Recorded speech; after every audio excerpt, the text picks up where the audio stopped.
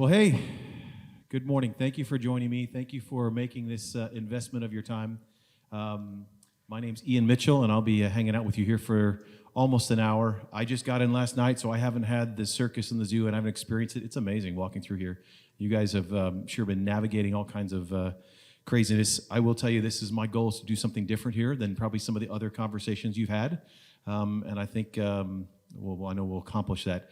I'm coming off of laryngitis, so doctor said I'm good to go, I'm out and about, but I haven't spoken or definitely not picked up a guitar in a week. So we're gonna have a little fun today, and that'll be a part of the presentation. I wanna just share with you that I view this as you investing your time. That's an investment, so I wanna honor that. I wanna make sure that this is a time that you find valuable and useful, and at the same time, I want to thank you ahead of time because there's moments like these in our life where we get a chance to kind of think about the world differently, and that's what this is about. So we're going to talk a little bit about human crime, and we're going to start out with just a simple question. First of all, can I just get a poll in the audience? How many of you are from financial institutions?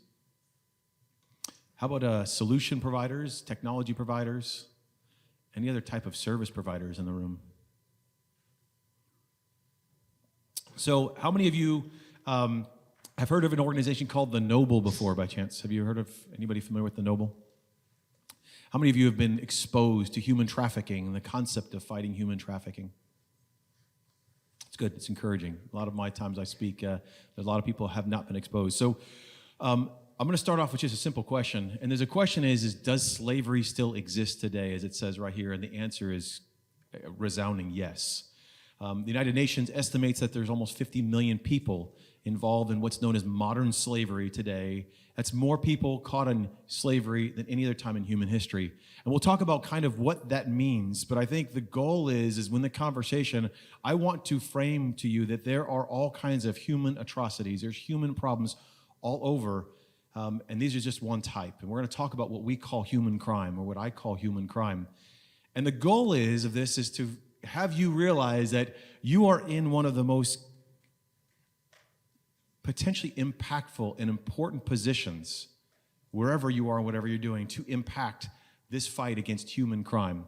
So we'll talk about purpose. We'll talk about the Noble Network and what that is, give you a little background about who I am and why. We're going to talk about human crime and the different types of human crimes that exist. And then I want to get to some case studies. I want to talk about how real this is. This isn't just something that you can read about. This is actually happening in the United States. This is happening, being facilitated by financial services and financial institutions all around the world. There's a lot we can do. And we'll talk about what's being done today and then what we can do. And we're going to start off with a story.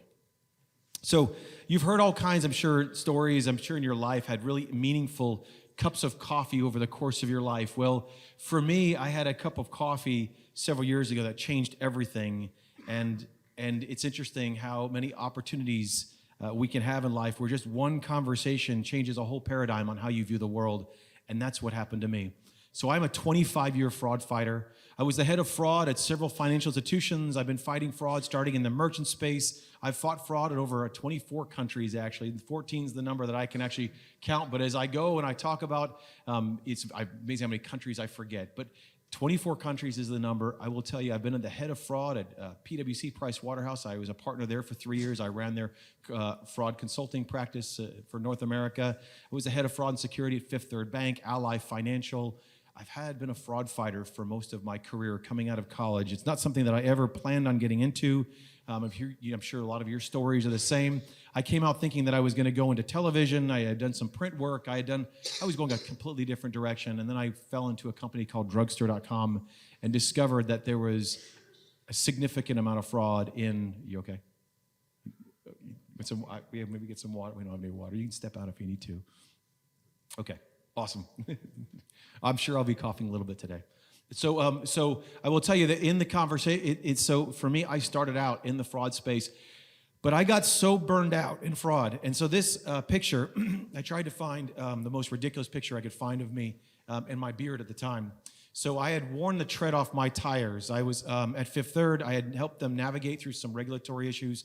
I basically was completely burned out of corporate America, banking, and balancing customer experience and fraud losses. I was completely done. I picked this picture for a reason. That's how burned out I was. In 2016, 2017, I was more focused on growing that ridiculous beard than anything regarding fraud. I got offered to be the head of fraud of 3 of the top 6 banks in the country. I said no to all of them. One of them came to sit me and said, Ian, if you come lead fraud, you'll have 7,000 people reporting to you. And I completely said, I don't want anything to do with that. I was so burned out. And you have to understand, and this is why I can't impress enough, the point I was in my life when I came to what we're going to be talking about related to purpose.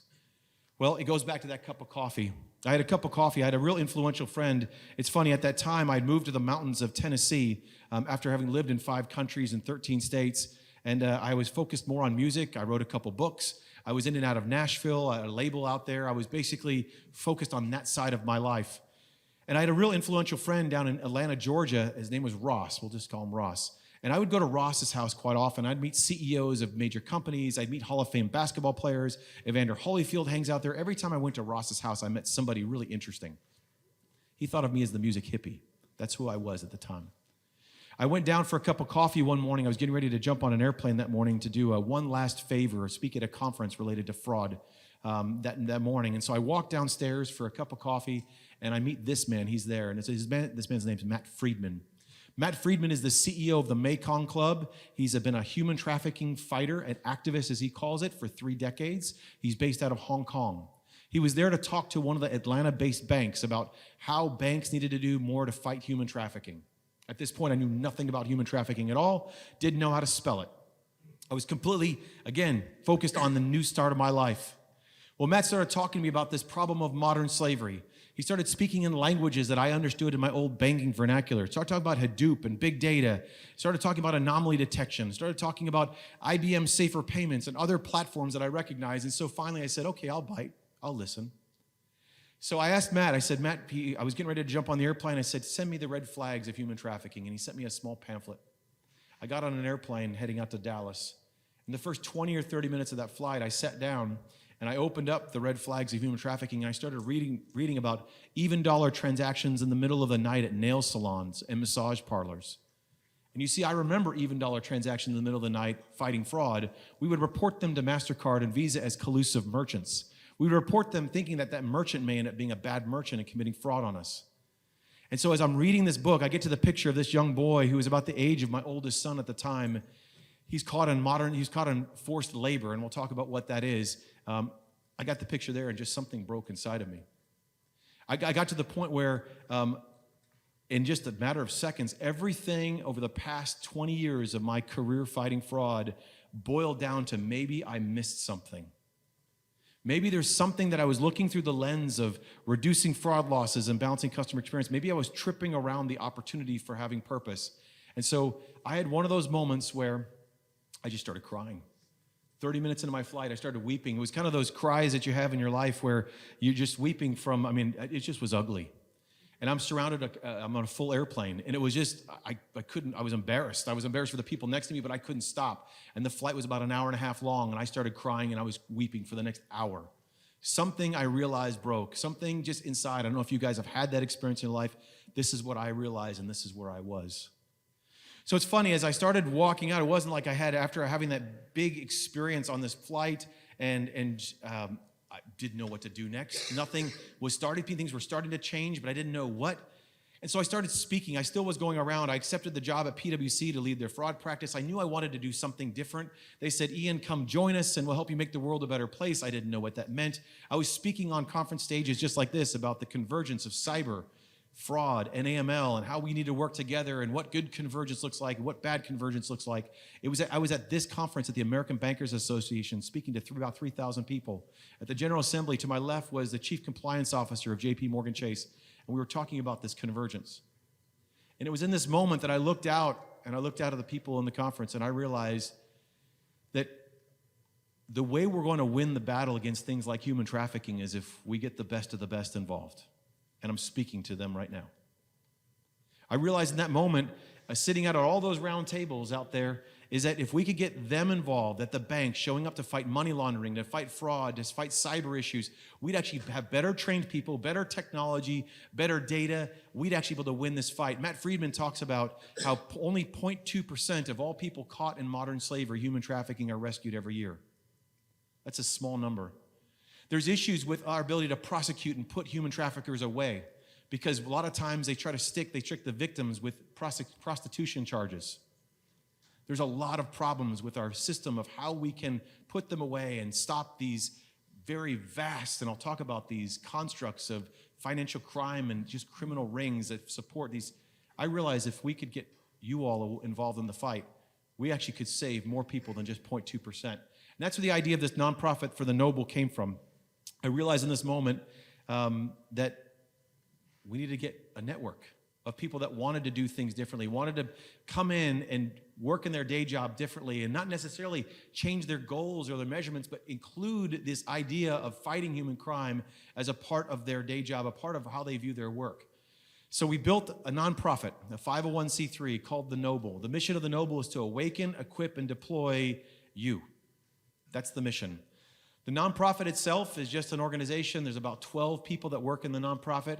But basically, The Noble is a network of almost now 3,000 financial crime fighters. We have almost 250 financial institutions involved. The number I'm most excited about is over last year, we had over 560 individuals volunteering their time on projects to fight human crime. I would tell you, by all numbers, those look like small numbers when you start looking at the size of other networks. But I will tell you, this network is having very significant impacts. It starts with just individuals. It starts with people coming and working together saying, fighting evil is not competitive, and I will argue all day long that human crime is evil. These are our corporate members on the right-hand side or your left-hand side. These are people that we wouldn't be able to do any of this without the folks on this left. We do projects, and I'll talk about some of those projects that basically get everyone together to work together, and we have all kinds of great partnerships in the process. But I want to start by talking about the crime.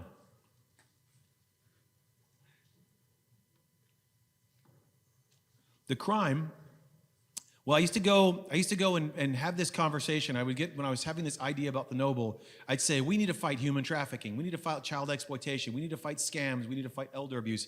And somebody said, Ian, every time you talk, you list them all out. Why don't you call it what it is? It's a human crime.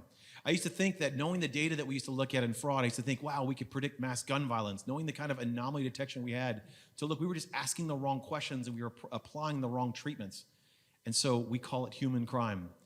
Human crime is made up of human trafficking, like I said, modern slavery. Modern slavery is primarily made up of two big buckets: forced labor, where people are forced to work. You think of like different mines, cobalt mining just got big press. If anybody watched Joe Rogan and watches, cobalt mining got a lot of attention over the last 6 months about how much 80% of our cobalt is being mined in mines that are using forced labor. In the United States, we are not exempt from forced labor. So agriculture. Right now, there's investigations going on in the Southeast regarding automotive manufacturing. Forced labor is happening in the United States. It's happening in Canada. It's happening all over the world. Our decisions on clothes contribute to forced labor. Our desire for cheaper consumer goods contribute to forced labor. There's nothing wrong with getting a great deal, but if you're getting a great deal on the backs of somebody and not paying them or forcing them to work because of fraud or coercion, that's wrong. Sex trafficking gets a lot of attention in the United States. Sex trafficking is what it's called. It's not prostitution. It is forced sexual exploitation. It doesn't happen to minors. When you talk about minors, that is child exploitation. We're talking about sex trafficking, adults. We're talking about people being bought and sold for their bodies. And I already talked about the vast majority of the numbers there. I think the couple of numbers here is 1 in every 150 people in the world are caught in modern slavery. This is a significant problem. We don't see a lot of it in the United States, but this is a significant global problem. The next one that really breaks my heart, you start talking about child sexual exploitation. I hate saying that as much as you hate hearing that, especially when we talk about the live streaming of sex acts against children. Child abuse is a problem all over the world. This isn't just a problem, let me go back. This isn't just a problem that's overseas. A lot of times when people think of child sexual exploitation, we think of Indonesia, we think of Philippines, we think of India, but actually this is a problem domestically also. This is a worldwide problem, the exploitation of children. It is a problem that's fueled by pornography, sexual addiction, all kinds of things. Human trafficking by itself is a financially motivated crime. When we talk to law enforcement, child sexual exploitation is a content-motivated crime. That becomes the capital. Scams. So scams is another problem that has been getting a turn over the last year. We've been getting a lot of attention on this problem of scams. I argue this is the biggest financial crime problem we have in the world right now.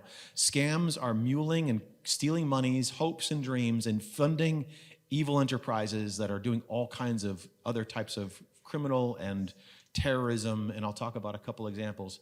This authorized fraud is getting a lot of attention in the United States. It's getting a lot of attention in the United Kingdom. It's getting a lot of attention in Australia. There are programs going in place at a lot of banks for those that are bankers right now, and we'll talk a little bit about those. This is a gigantic problem. Our scam statistics, we can talk about the year-over-year increase in elder abuse. Elder exploitation is one that there are a lot of, for those in the States, there's a lot of state-level regulations that require us to do things around detecting elder exploitation and reporting it. I will tell you a problem with elder exploitation is it's largely a compliance-driven effort. How many of you are involved in technology?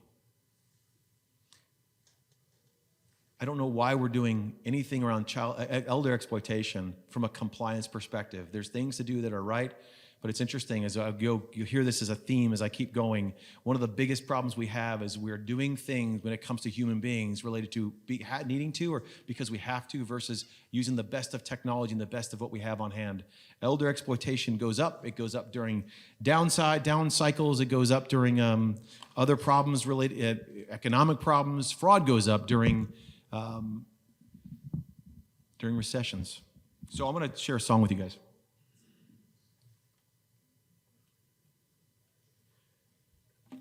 Before we talk about case studies and what the world's doing together, I have to tell you this is a very personal problem. This is something that you all have to realize that you all have the opportunity for impact and purpose. And so my goal is not to depress you with all the problems of the world, but my goal is hopefully to inspire you knowing that you are part of the solution. This is a song I wrote called Old Dirt Road. Like I said, I'm coming off laryngitis. We'll see how we do. But this is a song, Old Dirt Road, that basically speaks about living a life of purpose, finding purpose, and choosing to live out of that. And this is, again, written out of my story. Let me tune up real quick. Something's not sounding right on that bottom string.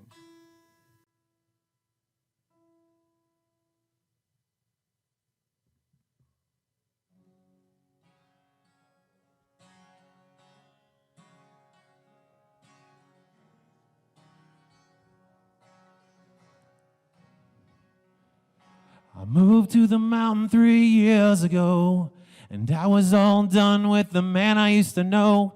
All washed up, I had done my time, paid my dues, made it out just fine. But this is a song about a man that could rise from the ashes, still do some good. Find a new passion down the old dirt road, make a new life. I swore that day I would not go back. Oh, nothing gonna change the cold, hard fact. Been burned up and broken on down. My mind was spent and my passion left town.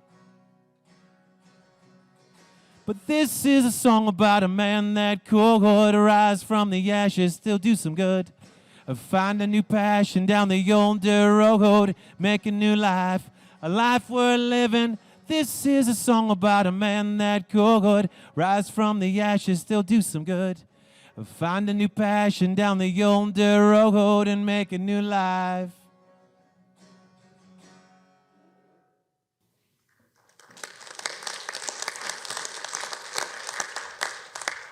I know it's strange to come to a conference and have somebody sing at you, and I just got to tell you, one of the things I've learned is that bringing my fullness to work in all my circumstances. Again, I've been, like I said, when I was the head of fraud at Ally, when I wasn't in Shanghai, I'd be on a white van touring the country, playing music at different places on the weekends. I realized that one of the things that we need to do as creative people, as individuals, this lie we've believed is that we need to be fully polished and fully corporate all the time. We need to bring our full self, our authentic self to work to have any chance at fighting some of these evils and reaching out and stepping out into really doing something that our to address problems that are just not being addressed. And so that includes all of you. You need to make sure that whether you're a writer, you're an author, you're an artist, you need to bring your full self to work to solve these problems. So I want to go into some case studies. So when I came out of the whole world of fraud and I started stepping into this human trafficking problem, this noble problem, I started realizing that maybe fraud is leading to human trafficking. So I've made some great friends with law enforcement, federal law enforcement, local law enforcement. And I went to my federal law enforcement friends and I said, hey, I think I have a hypothesis. Fraud is linked to human trafficking. Can I look for cases? So they started actually giving me agents. So I started speaking to agents. This is actually a real case that was given to me by one of the agents. Basically, this is a case where 47 bank accounts were tied to business email compromises, romance scams, other types of scams, everything from small dollar scams, $100, $150, all the way to tens of hundreds of thousands of dollars on business email compromise. Those monies went into 47 bank accounts. Those 47 bank accounts then moved money down to 7 bank accounts. A lot of the regional banks were in there. In the first batch, there were a lot of fintechs and new banks. Regional banks were in there. Then the money's moved down to 3 bank accounts. Those are the large global institutions that we all know based here in the United States. And that money was then moved to one account in Africa that was trafficking drugs and people. This is one case out of many that law enforcement gave me. This is the one that stuck. I will tell you, we don't think, how many fraud fighters do we have in the room? I know there's several of you. Fraud isn't just fraud. Fraud isn't just, I'm stopping this one transaction for my customer. These monies are going somewhere, and these monies are going to do very evil things. This is one of the biggest tragedies. You know, we talked about human crime being evil.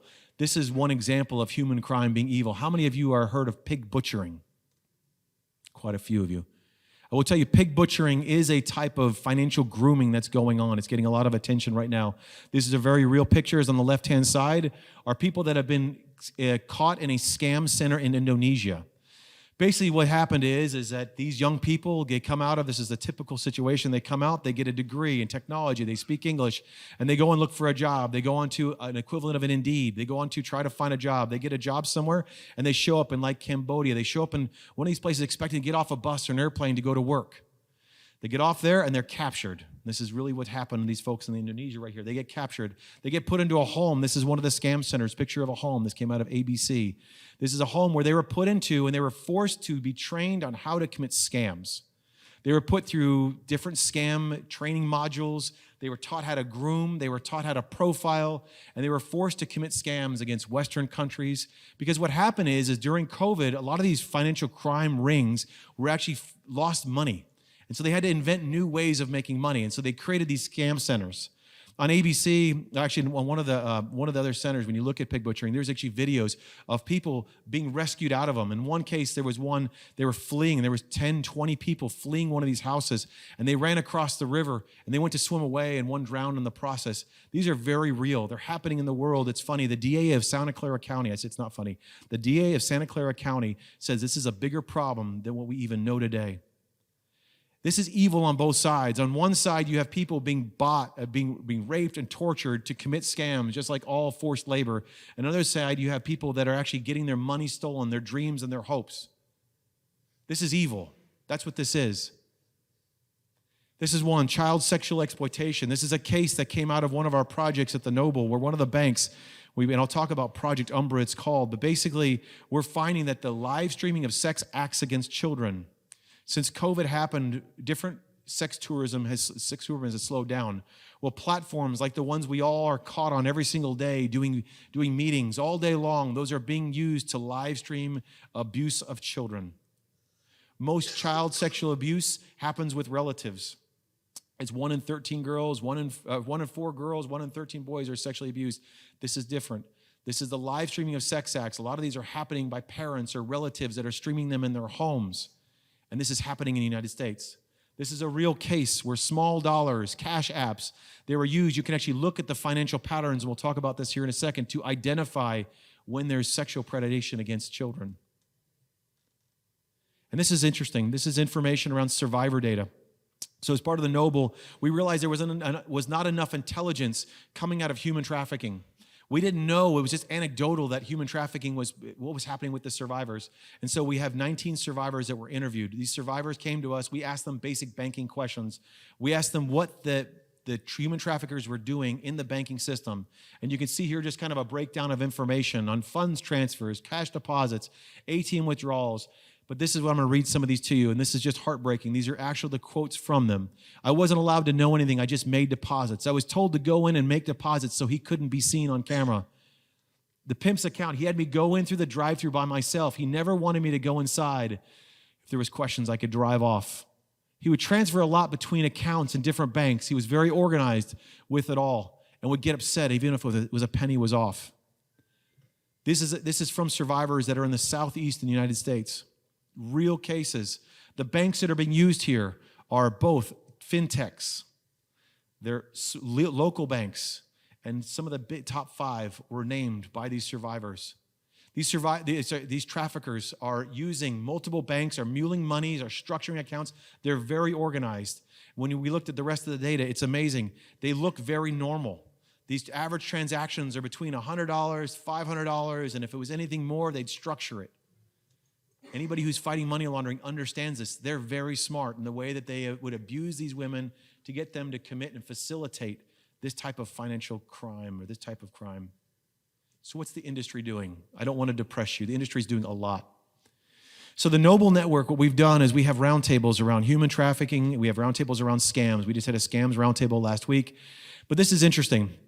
We get this data from our network. Basically, 50% of FIs do not have case typing for human trafficking. Now, these are financial institutions that are largely in the Americas. 50% do not have case typing for human trafficking. It is required by FinCEN that we actually report suspicious activity related to human trafficking to them. 66% of organizations have transactional controls in place to detect human trafficking, which is a good thing. 47% of financial institutions do not track scams. And 80% of financial institutions do not have mature scam detection capabilities. This was from a survey that was done just in the third quarter of last year. We just got our survey results. I couldn't put it in here. I'm very encouraged by what the industry is doing on scams. We are now over 50% are tracking scams, and most organizations have built anti-scam programs.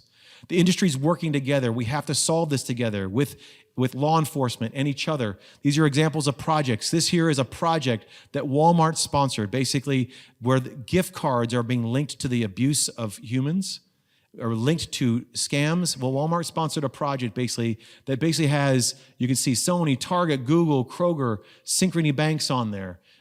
Green Dot's on there, Social Security Administration are all working together to start looking at best practices related to how gift cards are being used to exploit people, both in scams and then human trafficking. Gift cards are a great convenience for so much, especially us that just aren't great about buying gifts and we want to go and buy a quick gift for our kids or their birthdays.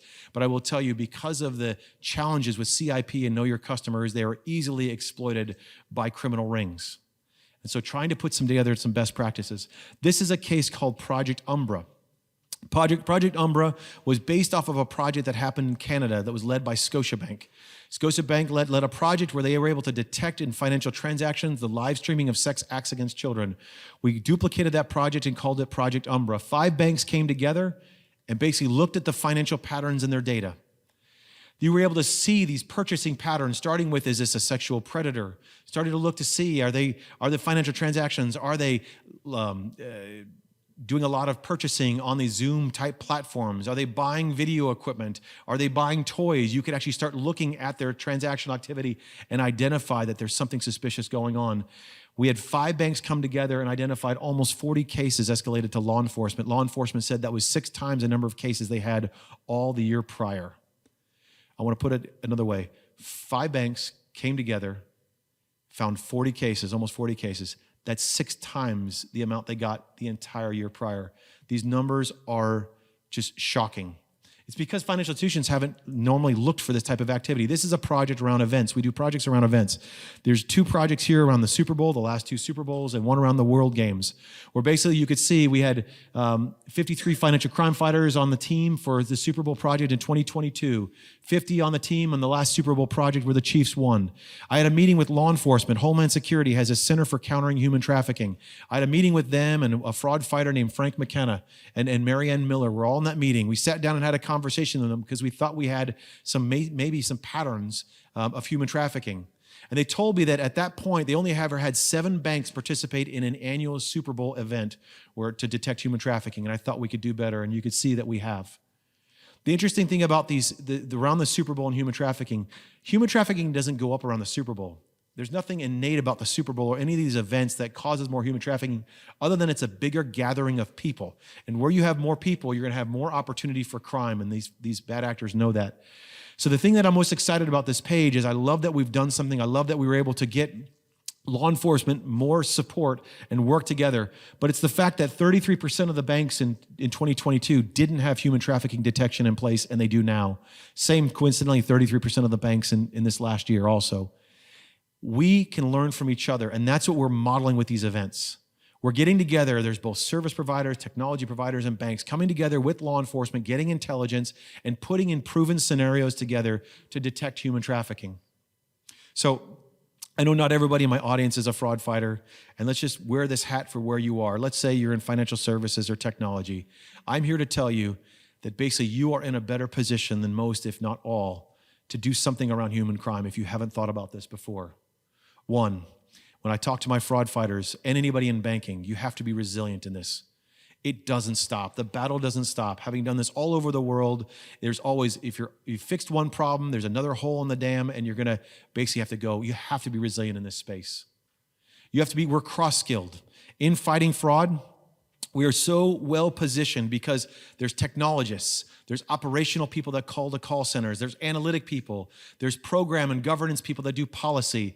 We are cross-skilled in fraud and financial services. It's interesting, we spend more money fighting a $128 credit card transaction today than we spend saving a person's life. If you think about the neural network technology we've been now using for 3 decades, it's impressive, it's massive. The type of data analytics that we can do and the type of linking and entity resolution, all these things, those are all fighting traditional frauds. What if we use that same data and that same approach? We have the technology. We use it every single day. We just take it for granted. And we're just trying to find the latest fraud problem to apply it to.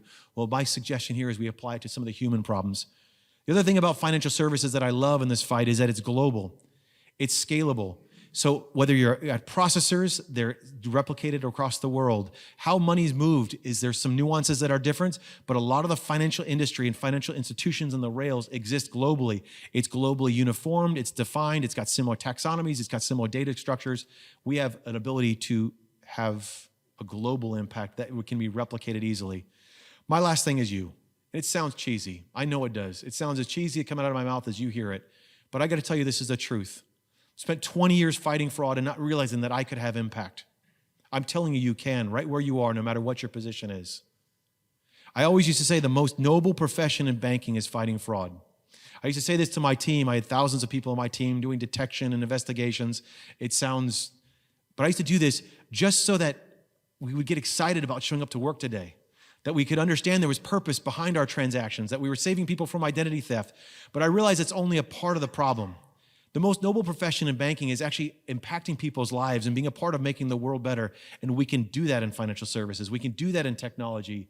And I will tell you, you're all in positions where you can do that. So my request is to be noble.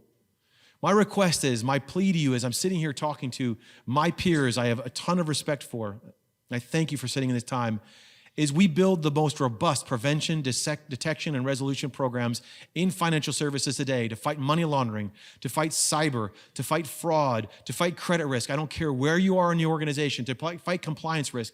We have all these components. We have policies, we have taxonomies, we have risk assessments, we manage third parties. Whether you're at a service provider or a solution provider, you have this. You interact with banks all day that have programs in place. In detection, we interact with customers. We have third-party intelligence. We implement systems. These are all things you all know. Do this through the lens of human crime. I'm challenging you to say, don't just go and say, what's my day job today and how I fight identity theft or account takeover or counterfeit or first-party fraud or money laundering. How can I actually start doing this and now start encouraging and having a conversation? For anybody that's a third party now, a third-party service provider, I would say you're in financial institutions and tech and other processors and such all over the world. Why don't you ask them, hey, are you interested in scams? Are you interested in human trafficking? What have you thought about child exploitation? It's amazing how many conversations of the corporate members that were on the page I showed you earlier have said conversations around human crime have actually helped their sales. Because the one thing we are uniformly is human beings.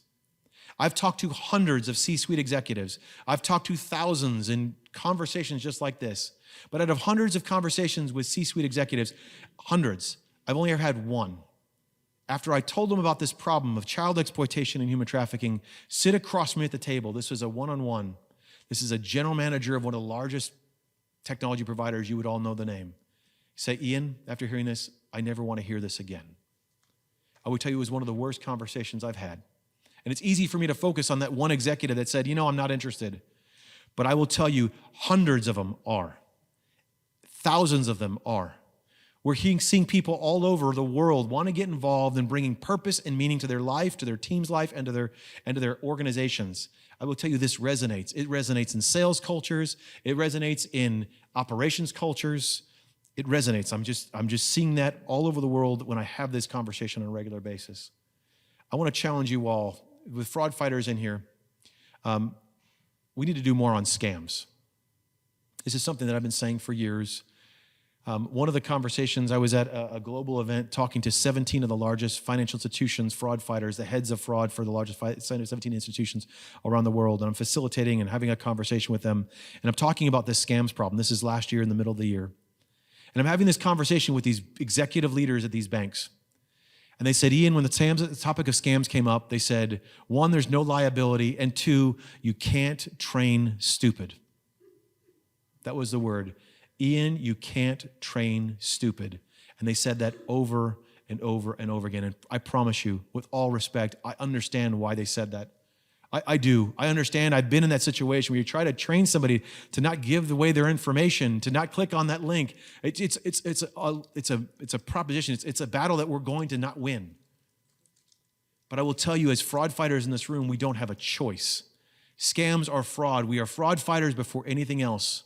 We are human beings before anything else. And regardless of liability, we haven't in fraud, especially for the fraud fighters here, there's been no other time as a fraud fighter that I can point to a case study where we've waited for regulation to do the right thing. I can't point to another data point. And anytime regulations come out, it's always like not effective. It's extra work that's basically costs more money. It's not as optimized as it could be. It's made by regulators. It's outdated when it comes out. I'm telling you, the best of the best people. We need innovators thinking about this. We need to do more. We need to do more with our programs, our deterrence, our operational treatment, and our collaboration. Why in the world have we been using? We always say we can't share information on things like human trafficking. I spent a lot of time, I've talked to FinCEN last year. I spent a lot of time talking about how we can start collaborating and share information. I go back to, we've been sharing information and negative information in neural networks in consortiums around mortgage and card and identity and digital identity, preserving privacy and security for decades now. We can figure this out. And so my ask, I'm encouraging all of you to think about this problem differently on scams, because if we don't, we know there's going to be regulation that comes. It's going to force us to do something that either is behind the times or forces liability that's not accurate. We need to get involved in these conversations. We need to protect our citizens, ourselves, our family members. My dad's in his 80s. We need to protect all of them. I've had interviews with people that have had $1 million stolen, the richest doctors and lawyers. These aren't dumb people that are falling for scams now. Heads of financial crimes, chief risk officers, chief operations officers. For some reason, when this scam problem happens, people pick up the phone. I get a lot of these phone calls because of a lot of what I do speak about. I will tell you, this has happened to very educated people. We have to build our programs around scams. And for those that are innovators and solution providers, I will tell you, in our last roundtable, we asked how many of the solution providers are coming to market with anti-scam solutions, and I would say at least 80% of them are. So hopefully, I would imagine most of you are at this point. It is underserved. When I looked at that survey, it said, how many of you think that liability is going to shift and what percentage of liability you think is going to happen? Most of them said over 50% they expect over 50% liability shift on all scams here in the next year. It's amazing how many of them actually said that they currently take liability for anywhere between 25 and 50% of scams. By my estimation, scams will be the single biggest fraud type or classification we have in the next several years. Bigger than identity theft and card. For anybody that's bringing a solution to market, this needs to be on your radar. You need to start speaking the language. We need to build a language, typologies. We need to get involved because nobody has this figured out. But the one thing we can do is work together. We need to share informations and consortiums. Project Shamrock, this is my last slide, and then I think we're going to a Q&A. Do we still have time for some questions? Sweet. Okay. Project Shamrock. Have any of you heard of Project Shamrock yet? Project Shamrock is a project that was initiated by a district attorney out of Santa Clara County, Aaron West. Aaron is very passionate about this problem of pig butchering. And so at the Noble, we're going to run this project for her. Basically, it's a collaboration between financial institutions, technology providers, and law enforcement to come against this pig butchering problem. We need to work together. I've learned over and over again, law enforcement needs our help. Law enforcement we think of so many times, we think of law enforcement and this SARS, we think of this black box that these SARS go into and don't get looked at. They're just as constrained as we are, financially, staffing. They're using advanced analytics. I will tell you, the Homeland Security has an innovation lab where they're doing advanced analytics to try to bring meaningful information out of these SARS, but they need our help and we need their help. We have to build the feedback loop. And I will tell you, for those, look into Project Shamrock. If you start hearing about it, my ask is, Start getting plugged in. Follow the Noble, and we'll talk about what this is. My last thing for you, my last challenge for you guys is about a year and a half ago, I founded a company called Mission Omega. Mission Omega is an anti-fraud services company. It does consulting. I'm not here to talk about my business, I promise, but I want to make sure you know this. It's a consulting, but it does operations work. This is a picture of our operations site based in Chattanooga, Tennessee, where I live.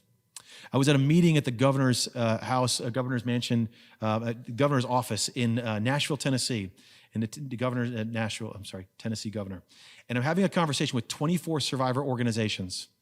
And I'm having this conversation. I'm asking, what can I do to help you, survivors, human trafficking survivors? One of them looked at me and said, Ian, I love everything you're all doing. But she said, you know what we really need? We need jobs. Because the survivors are getting rescued. They're going through 6-month, 2-year-long survivor rehabilitation, reintegration, recovery programs to help their wounds. And they're coming out and they're going to work at Walmart or McDonald's and they can't afford to pay their bills and then they get re-exploited. It's a vicious cycle. And I'm sitting here in that moment, I realize, well, in fighting fraud, in fighting money laundering, and fighting cyber, we need good people. So we opened this operations center. We just opened it up in January where we're teaching people how to fight fraud, detect fraud, investigate fraud. Our first 2 survivors will be starting at this center in just the next 60 days. We're partnered with several survivor organizations to put them through a training program. This training program was just announced. We have a partnership with the Association of Certified Fraud Examiners. It's going to be announced at their Global Fraud Conference, but the word's getting out. We built a whole training program to train about banking, about fraud fighting investigations from cyber fraud, enabled fraud, all the way through mortgage fraud, all modules. It's a 30-hour training course. We'll be launching globally with the ACFE in June. But we built it for survivors. We built it because I couldn't hire somebody and put them in an operations center to work at the quality we needed if they didn't know the first thing about banking. We just had a survivor council meeting. We're partnered with the local Chattanooga State Community College to teach them about how to use computers. How many of you are hiring managers in this room? You guys, and as hiring managers, you have people on your team that you need to reinforce all the message I was talking about to your staff. Have them, the way we're going to win this fight, I'm going to go on a tangent here, is not with a generation sitting in this room. It's too big of a problem. The evil that's going around, the facilitating of these evils and the fundings of whether we're talking about child sexual exploitation or human trafficking, it's going to be won in generations to come. But as hiring managers, think creatively on how you hire, whether it's veterans. It doesn't matter. You don't have to be bleeding on, have a heart for human trafficking. Whether it's veterans, whether it's low income, we need great people. We need more people. So in recap, I want to tell you, and I thank you. I apologize. My energy's down just from the exhaustion of the last week I've been at. I'm sorry that my singing and all this stuff, I normally do better. I will tell you that. But I want you to know something. Regardless, I believe each and every one of you are in this room for a reason. And I thank you for those that stayed. You are in a position where you can have an impact on the world. You're in a position where what you do every day matters. And just by coming in and asking basic questions about human trafficking, child exploitation, human crime, you don't need to be an expert. I wasn't an expert. Just go and ask your solution providers or service providers, what are you doing to fight scams? Have you done anything around human trafficking? Go and ask, get involved in organizations like the Noble. That's the middle QR code. It's free. The Noble membership is completely free. I should have started by saying that. All of you can join completely free. You can be involved in any project completely free. We have taxonomies and resources on our member center.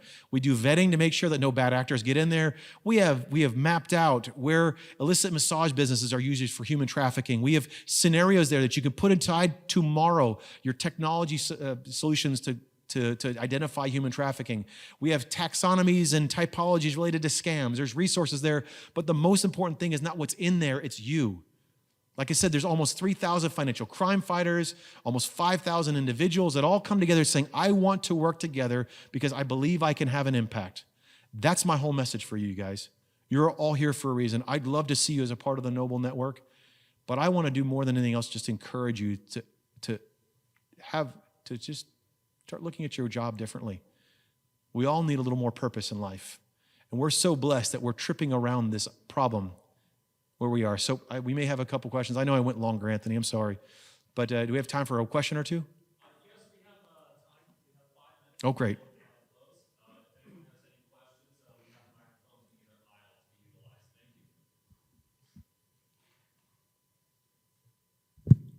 Thank you. Thank you for the presentation.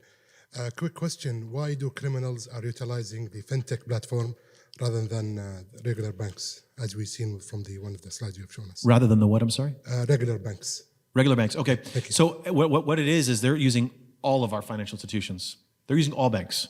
That's what we're seeing. So for example, on child exploitation, Cash App is commonly used. Platforms, Roblox, they're monetizing through gaming platforms. They're going in any way they can. They're creatively using brand new banks that maybe have less controls around KYC, and they're going and moving the money through the global banks. All banks, local banks are being used in this. That's what we're seeing with those 19 survivors that got interviewed. The local banks that only have a couple of branches are being used, and the biggest fintechs. It's interesting. A couple of the fintechs that I went to, one fintech opened, they had a $30 million fraud problem. This is a couple years ago. They called my whole consulting team in. We went in to go help fix it. And they had just opened within 90 days a brand new depository product. And one of my detection analysts within the first week of being there detected a human trafficking ring. That's at a brand new fintech. One of the largest financial institutions in our country. I was speaking to fraud fighters. And I basically trained them with Homeland Security. We trained them, just had a couple-day session on human trafficking. They went away and they trained all their retail branch employees, built basically internally, built a really small module, 10-minute, 15-minute module on human trafficking, trained all their retail branch employees. This is a big bank. Trained all of them. Within 2 weeks, they found 2 major human trafficking rings. All financial institutions are being leveraged to move money and to exploit. Any other questions by chance? Well, I got to tell you, I consider it a privilege and an honor to speak to my peers, and I thank you for your time, and I hope you got something out of this. I will tell you, we all can live a life of purpose. It's not something you have to wait for a big plane flight. I'm telling you right now that maybe this is an opportunity for you. If there's any questions, please come get involved in the Noble. I have some information here. I'm happy to give a business card. I appreciate everybody's time. I thank you for being at this conference, and God bless you.